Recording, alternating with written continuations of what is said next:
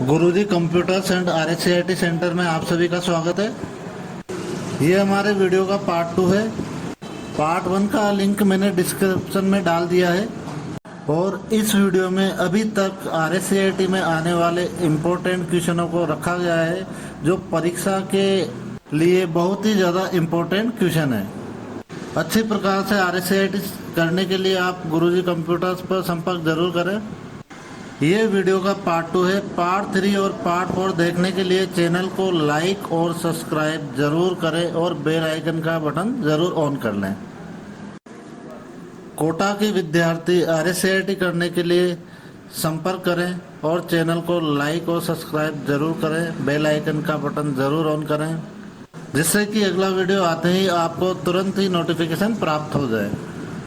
Question पहला है, निम्न में से कौन सा एक राजस्थान संपर्क का चरण नहीं है?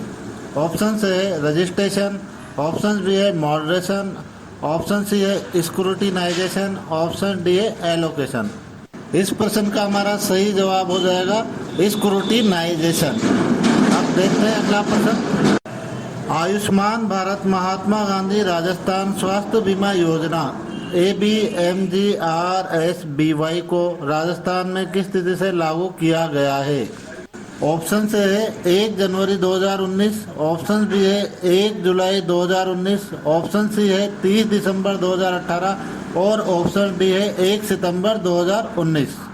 इस प्रश्न का हमारा जवाब हो जाएगा ऑप्शन डी 1 सितंबर 2019। अब देखते हैं हम अगला प्रश्न, प्रश्न नंबर 3। क्वेश्चन है, EPDS प्रणाली के संदर्भ में BPL का पूरा रूप क्या है?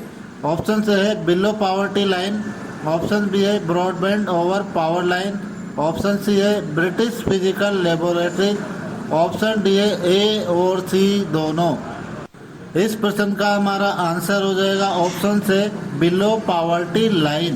EPDS के संदर्भ में BPL को बिलो पावर्टी लाइन कहा जाता है, तो ऑप्शन से बिल्कुल सही होगा। अब हम देखते हैं अगला प्रश्न।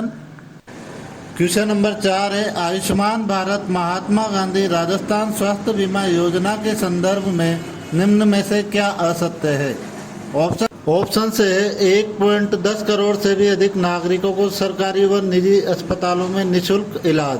ऑप्शन बी है आयुष्मान भारत योजना व राष्ट्रीय खाद्य सुरक्षा अधिनियम नफ्सा के अंतर्गत आने वाले परिवार शामिल।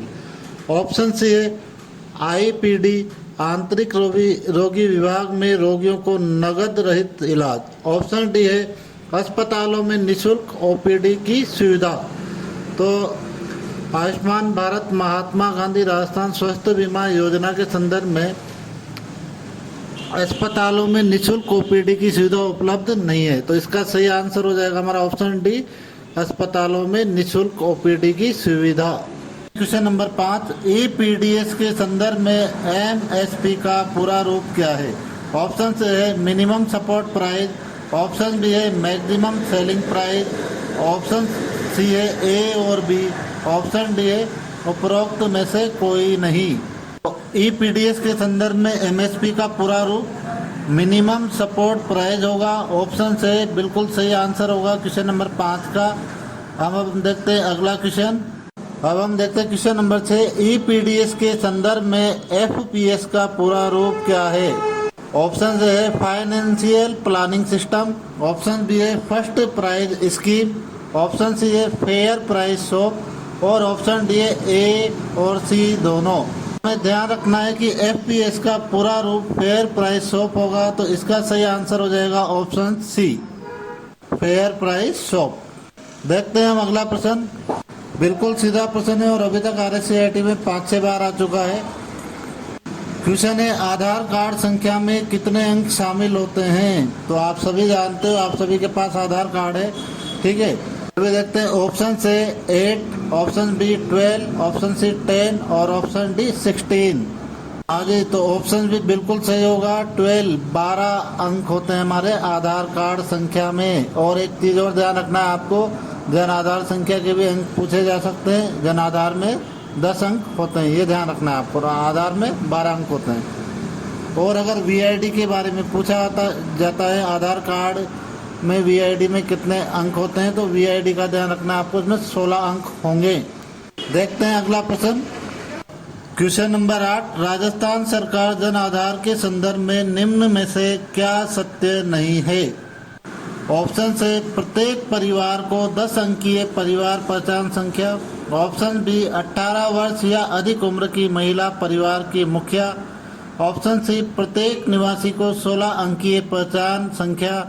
ऑप्शन डी आधार में नामांकन के पश्चात आधार संख्या को जन आधार पोर्टल पर दर्ज करवाना आवश्यक।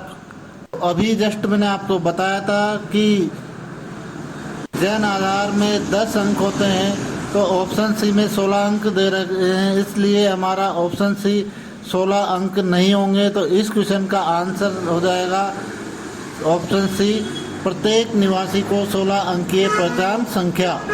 ये बिल्कुल असत्य होगा और इसने हमसे पूछा है कि असत्य कौन सा है, तो असत्य क्या होगा, प्रत्येक निवासी को 16 अंकीय पहचान संख्या बिल्कुल असत्य होगा। ऑप्शन सी बिल्कुल सही होगा। देखते हैं हम अगला प्रश्न। ये भी बहुत इंपॉर्टेंट क्वेश्चन है। क्वेश्चन नंबर 2, राजस्थान जन आधार योजना के संदर्भ में निम्न में डीबीटी का पूरा रूप क्या है। ऑप्शन से है direct benefit transfer. Option B है department of biotechnology. Option C है डेटाबेस ट्रांसफर और ऑप्शन डी है उपरोक्त में से कोई नहीं। तो इस क्वेश्चन का सही आंसर हमारा हो जाएगा डायरेक्ट बेनिफिट ट्रांसफर। ऑप्शन से बिल्कुल सही आंसर होगा। देखते हैं हम अगला प्रश्न। क्वेश्चन नंबर 10 है एसएसओ का पूरा रूप क्या है। ऑप्शन से है single sign on. Option B है social security officer. Option C है source selection officer. Option D है सपोर्ट सर्विस ऑर्गेनाइजेशन।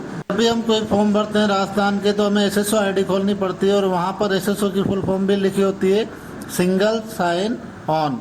बिल्कुल सही, ऑप्शन ए हमारा सही होगा। तो ध्यान रखना एसएसओ की फुल फॉर्म होगी single sign on.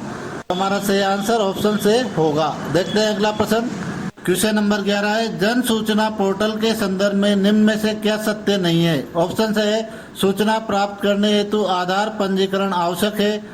Option B है पोर्टल का यूआरएल https://rajasthan.gov.in है।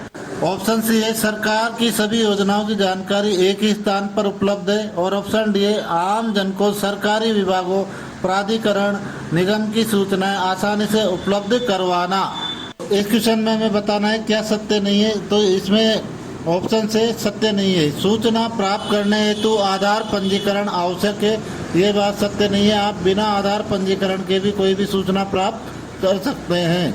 तो ऑप्शन से बिल्कुल सही होगा। देखते हैं हम अगला प्रश्न।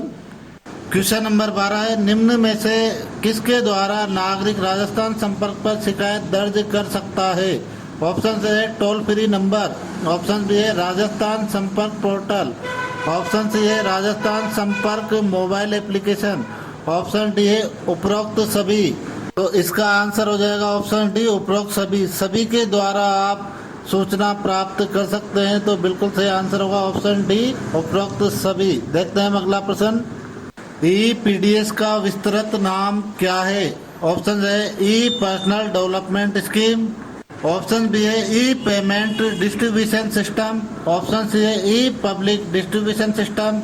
ऑप्शन डी है नन ऑफ द अबव। तो ईपीडीएस की फुल फॉर्म क्या होती है।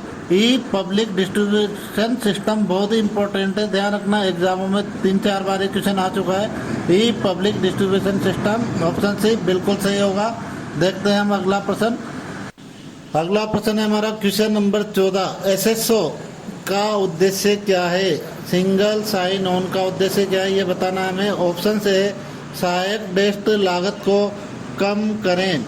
ऑप्शन बी है ग्राहक संतुष्टि को बेहतर बनाता है। ऑप्शन सी है उत्पादकता को बढ़ा देता है। ऑप्शन डी है उपरोक्त सभी।